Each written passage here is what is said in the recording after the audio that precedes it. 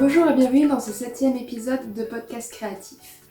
Comme vous avez pu voir dans la dernière vidéo, j'ai emmené beaucoup d'affaires pour m'occuper pendant les vacances.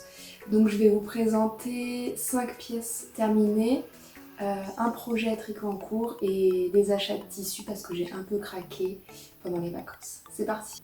Première pièce terminée, c'est la fameuse robe que je vous avais un peu présentée sur Instagram avec un dos en V et des petits volants comme ça. Donc je l'ai faite à partir du patron du Top Glory de Clématis Pattern, il me semble. Donc j'ai repris le devant avec les pinces là. J'ai modifié le derrière pour qu'ils viennent se rejoindre juste au-dessus du soutien-gorge.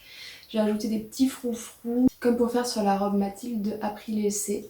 Et je trouve que le rendu est sympa. Ça ressemble pas exactement aux froufrous, là ils sont plus prononcés. Mais voilà, j'aime bien, c'est super dans ce beau lin, coton, il me semble, rose. Pareil, à la taille, j'ai mis un petit élastique. Et elle arrive au-dessus des genoux. Un peu plus près. J'ai fini avec des biais un peu partout. Là, c'était un peu compliqué pour finir le volant. Ça baille un peu quand je l'ai sur le dos ici. Je sais pas trop ce que j'ai fait, mais j'ai repris avec un biais. Bon, c'est pas très bien fini d'ailleurs. Mais voilà, ça fait l'affaire. Là, on voit pas le surjet. En bas, j'ai fait un petit ourlet. J'ai mis des poches aussi, bien sûr, sur les côtés.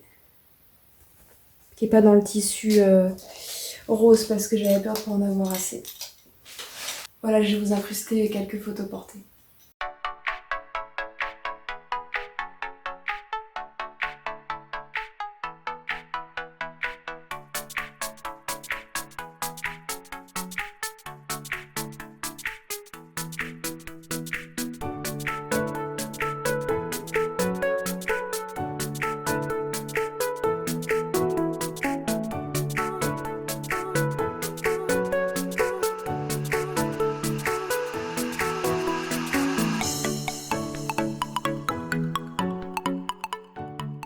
Alors là, je suis en train de faire les froufrous du dos, c'est un peu la galère pour pas faire de plis et en même temps pour bien plier ici au niveau du V du dos. Donc on fait comme on peut.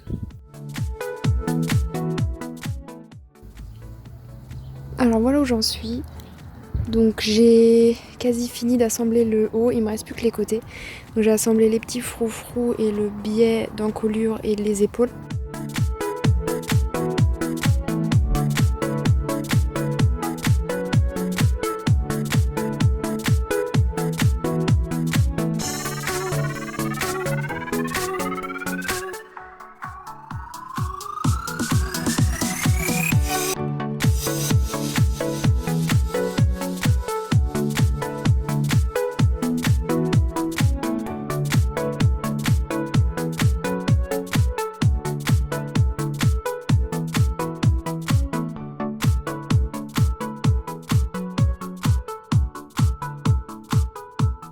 Maintenant, niveau tricot, ça y est, non, j'ai pas fini mon pull nid d'abeille jaune.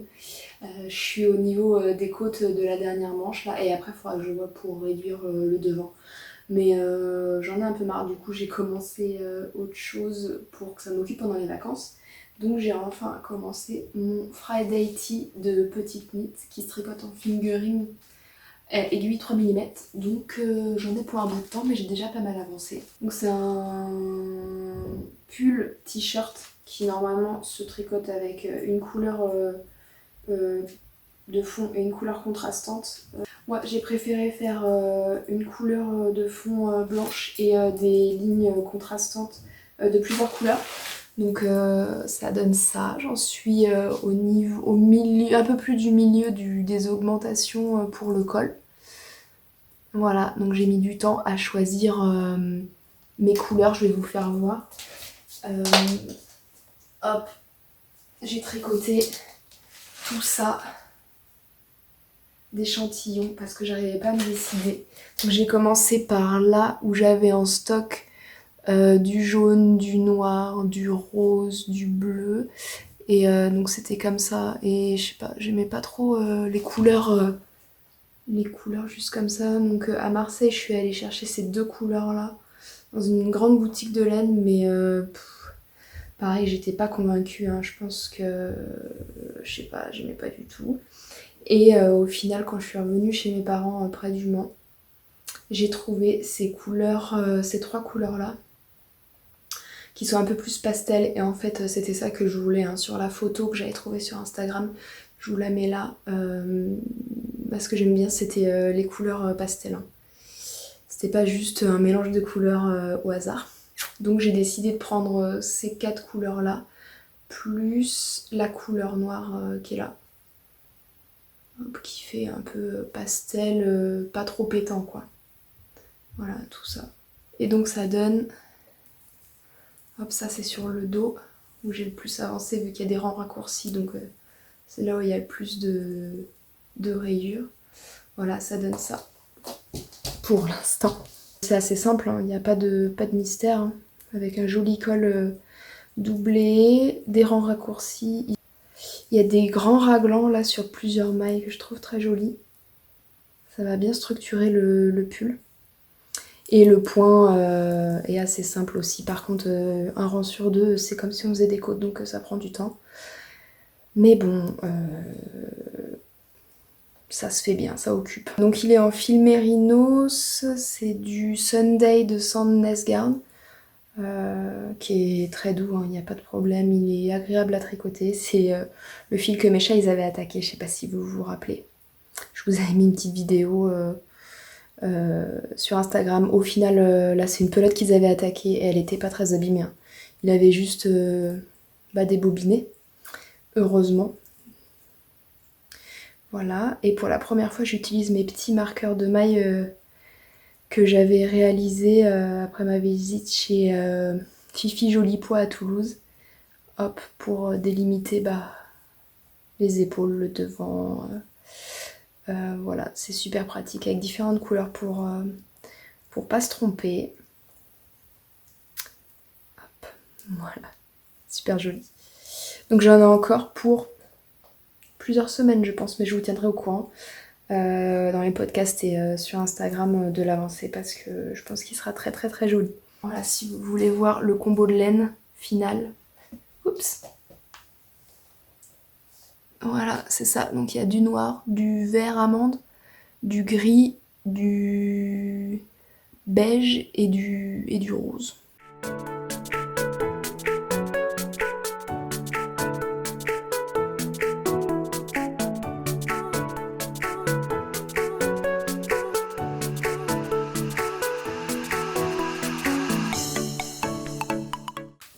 Comme j'ai eu un peu de temps pendant les vacances, j'ai avancé mon bullet journal tricot couture.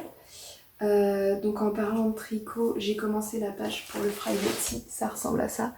J'ai essayé de dessiner le pull avec les rayures, mais c'est pas une franche réussite. Et j'ai mis les différentes laines que j'ai utilisées avec le coloris et la marque si jamais je l'ai réutilisée. Mais bon, c'est plus pour faire joli.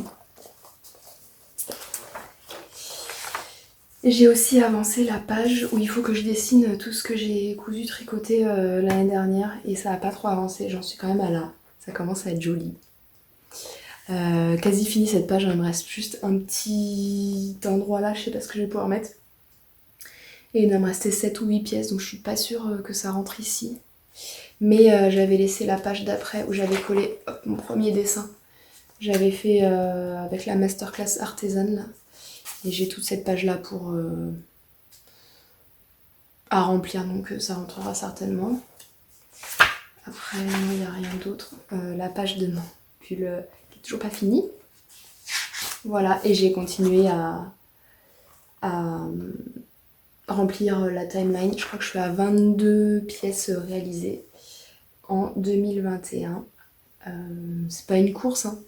Mais voilà, ça me fait plaisir. Et mine de rien, je porte ce que je couds. Je fais des semaines où quasi tous les jours, j'ai une pièce cousue ou tricotée. Donc, je suis contente. Voilà, c'est tout pour les réalisations et les encours. On va passer à la partie haul tissu. Alors, ça m'en a pas fait de folie quand même. Donc je suis allée quelques jours à Marseille pendant les vacances. Et je suis allée dans un petit magasin de tissus très très peu connu qui, vu de l'extérieur, donne pas trop envie. C'est Tissu 7, boulevard de la Libération. Il me semble que je vous remettrai l'adresse. Et j'ai tourné une petite vidéo pour vous faire voir l'ambiance dedans et tout ce qu'il y a.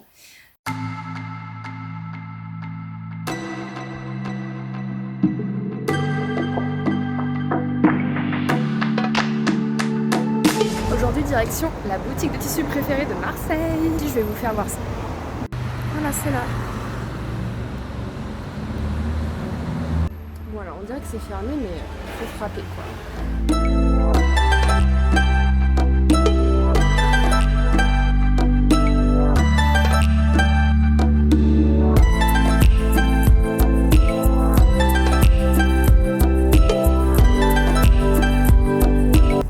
Le petit monsieur en haut qui est là, qui est en train de couper.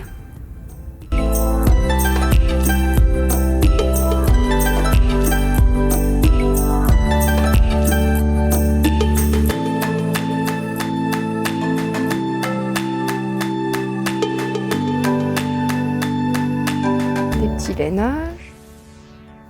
Coupon d'ameublement, là, des cotons, on va les faire 1 euro le coupon, déjà il y a la cave à en prendre. J'en ai des tonnes là-bas. Faut que je descende un peu à en prendre.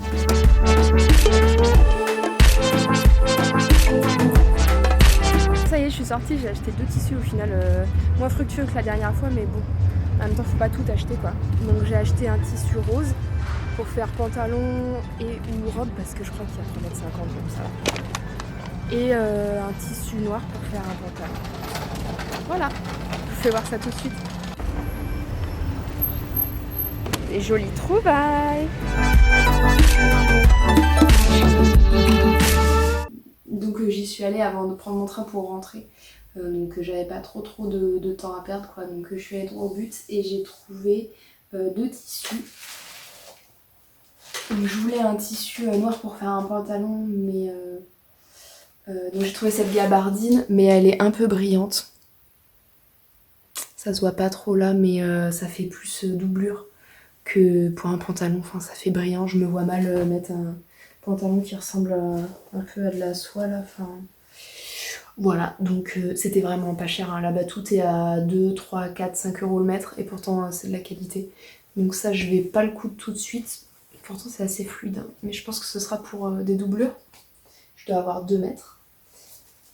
Et belle trouvaille, j'ai trouvé ce tissu rose. Alors je sais pas si ça rend bien. Vieux rose, un peu comme le mur. Gabardine aussi, mais pas brillant celui-là, et bien doux. Hop, voilà. Donc j'ai pris le reste du rouleau. Il doit y avoir 4,50 m. Donc je vais avoir de quoi faire, même s'il a des petits problèmes de couleur à certains endroits. Je les vois pas là, mais c'est un peu plus clair. Par exemple ici, je sais pas si ça se voit. On verra si ça part au lavage, j'espère. Mais bon, avec 4,50 m, j'ai de quoi faire. Et j'aimerais bien faire le pantalon septembre de Atelier Charlotte Ozou. Pendant que j'étais chez ma soeur, on est allé à la médiathèque et ils avaient le livre. Donc j'ai décalqué le pantalon, que ça faisait longtemps que je le voyais sur les réseaux et je le trouve vraiment joli. Donc je vais d'abord faire une toile parce que j'ai pas envie de... Pantalon c'est compliqué hein, quand même, pour rentrer dedans c'est pas forcément one shot.